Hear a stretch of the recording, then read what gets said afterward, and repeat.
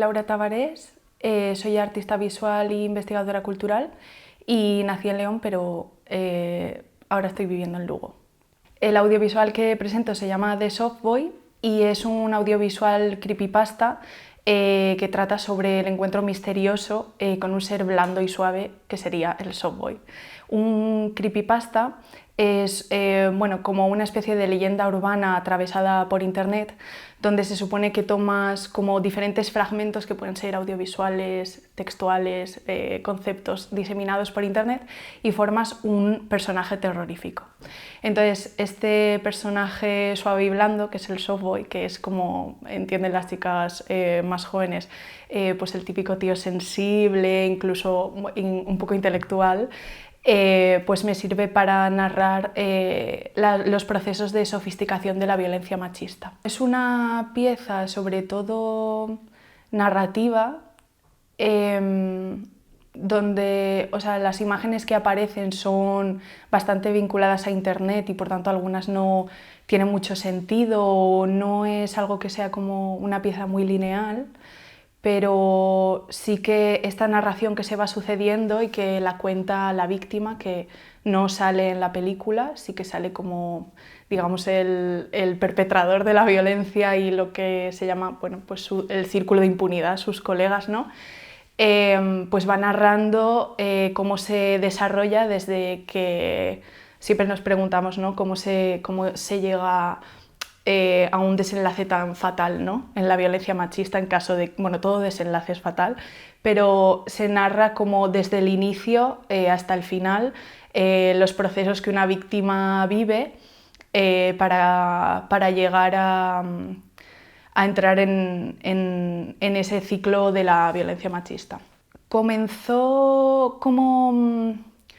The Soft Boy comenzó con una residencia que generé en Femtech de Bilbao, que es como un programa de tecnologías y feminismos y arte, y empezó siendo como una especie de acción digital con memes, como la idea de generar pues, un espacio seguro en esto que llamamos las redes sociales, ¿no? Que parece imposible, pero bueno, poco a poco pues, se iba generando eso.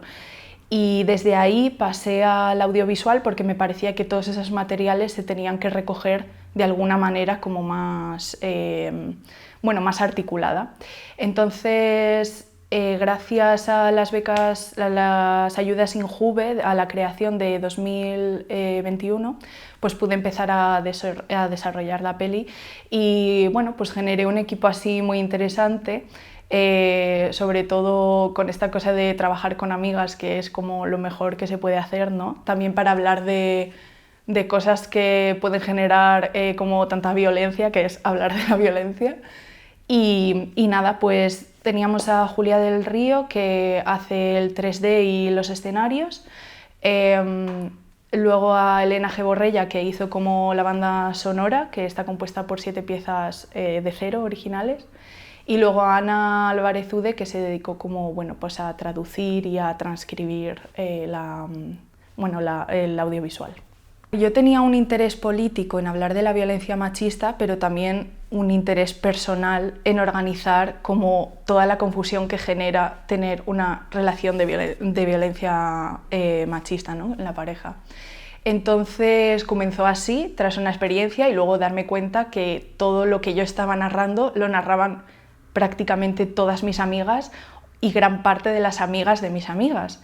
Entonces me parecía que de pronto este ser, que es el Soft Boy, aparecía más de lo... era como un ser acechante, por eso está narrado en forma de terror, porque es algo como fantasmagórico que se aparece constantemente, ¿no? Incluso cuando no está físicamente.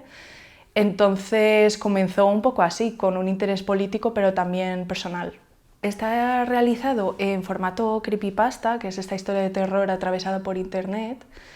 Entonces, en vez de buscar guías sobre cómo generar un creepypasta, empecé como a consumir un montón de creepypastas, que lo interesante de esto es que la mayor parte de los creepypastas están realizados por personas que no son profesionales de la narración, ni del cine, ni de la imagen, ni de nada.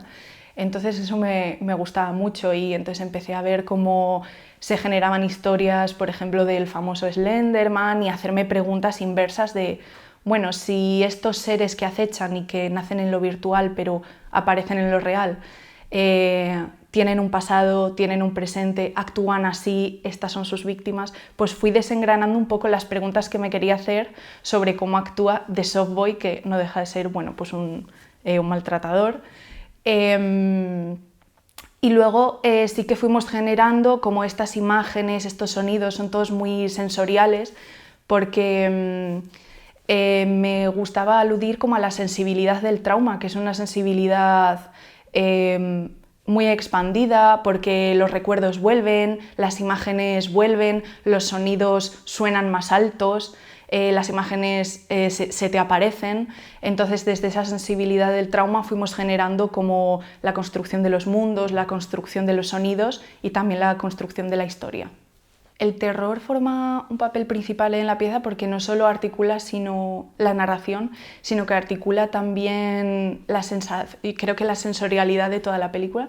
No así las imágenes, porque las imágenes son muy dulces y están como muy vinculadas al ASMR, a estos pelitos suaves o estos blandy blues, slime que hay en internet y que nos relajan, pero sí que creo que poco a poco va generando una atmósfera como más y más terrorífica. Evidentemente habrá gente que, sobre todo mujeres, que la vean y que sientan más terror, puesto que lo han vivido, ¿no? Entonces también esa identificación en el terror es importante para mí porque creo que es muy catártica. El interés por hablar de la violencia machista, como decía, viene de un interés político pero también personal, y sobre todo porque me interesaba mucho como experimentar otros imaginarios alrededor de la violencia, que parece que siempre la violencia machista la tenemos vinculada como a una forma de agresión muy espectacular y muy violenta, y por tanto la masculinidad que la genera